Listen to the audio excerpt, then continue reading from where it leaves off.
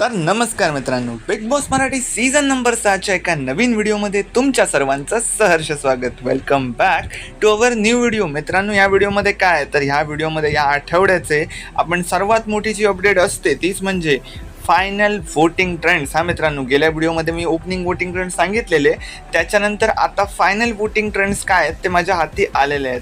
आता त्या final voting ट्रेंड्सनुसार कोण कुठच्या नंबरवर आहे आणि कोण जाणार घराबाहेर, डेंजर झोनमध्ये कोण आहे, हे सगळं काही बघणार आहोत. तर चला मित्रांनो, सुरू करूया.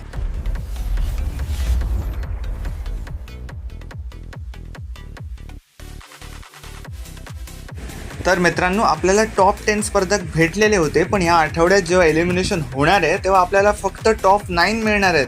तेव्हा हे नॉमिनेशन मधलं एलिमिनेशन खूप महत्त्वपूर्ण ठरणार आहे, कारण जे कंटेस्टंट यावेळी नॉमिनेट होते ते तुमच्या स्क्रीनवर आहेत. 7 जण आहेत. कोण असेल बॉटमला मित्रांनो? शॉकिंग खबर आहे, बॉटमलाच म्हणजे नंबर 7वर आहे दीपाली सय्यद. हा मित्रांनो, दीपाली सय्यद यांना सर्वात कमी वोटिंग झाली आहे. हे ऐकून काही जणांना शॉक बसला असेल, पण मित्रांनो मी खरं सांगतोय, दीपाली सय्यद यांना सर्वात कमी वोटिंग झाली आहे.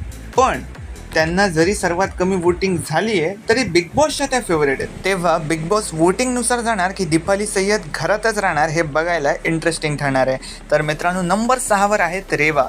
रेवा यांना दीपाली सय्यदहून थोडी चांगली वोटिंग झालेली आहे, म्हणून ते नंबर 6वर आहेत. पण बिग बॉसला जर कोण ह्या घराबाहेर घालवण्यासाठी एकदम इझी टार्गेट असेल तर ते म्हणजे रेवा, कारण रेवा यांना एवढी पण चांगली वोटिंग झालेली नाही आहे आणि दीपाली सय्यद या रेवा यांच्याहून चांगला कॉन्टेंट देत आहेत.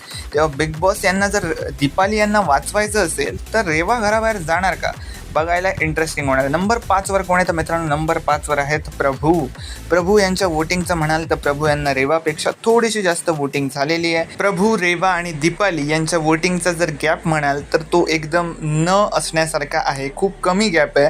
तेव्हा बिग बॉस काही करू शकतात. तिघांवरही मला डेंजर दिसतोय. कोणीही कमी वोटिंगमुळे बाहेर जाऊ शकतं. पण नंबर 5वर आहे प्रभू. तर मित्रांनो, नंबर 4वर कोण आहे तर नंबर 4वर आहेत संकेत. संकेत यांना प्रभू यांच्याहून जास्त वोटिंग होत आहे आणि थोड्याशा जास्त मार्जिननेच होत आहे.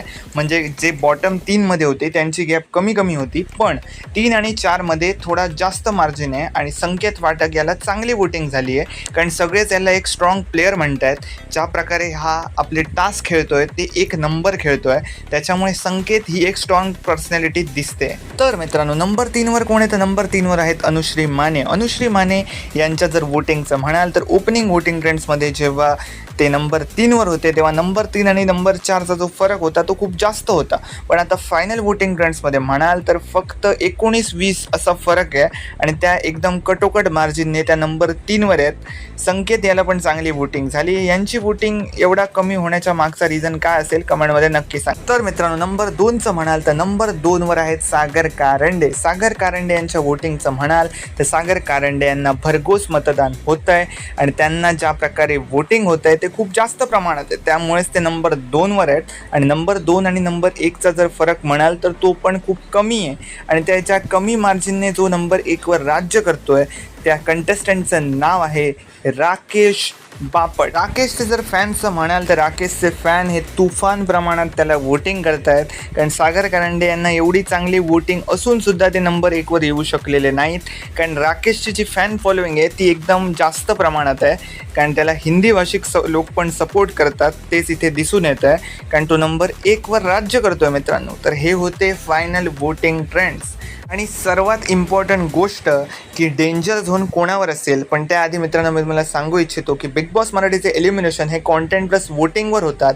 त्याच्यानुसार मला डेंजर झोनवर प्रभू, दीपाली सय्यद आणि रेवा हे कंटेस्टंट दिसून येत आहेत. या तिघांपैकीच कोणतरी एलिमिनेट होईल. पण मित्रांनो, जो कोण एलिमिनेट होईल त्याची ॲक्युरेट अपडेट आणि परफेक्ट अपडेट मी देणार आहे, तेव्हा माझ्या चॅनलला सबस्क्राईब करायला अजिबात विसरू नका.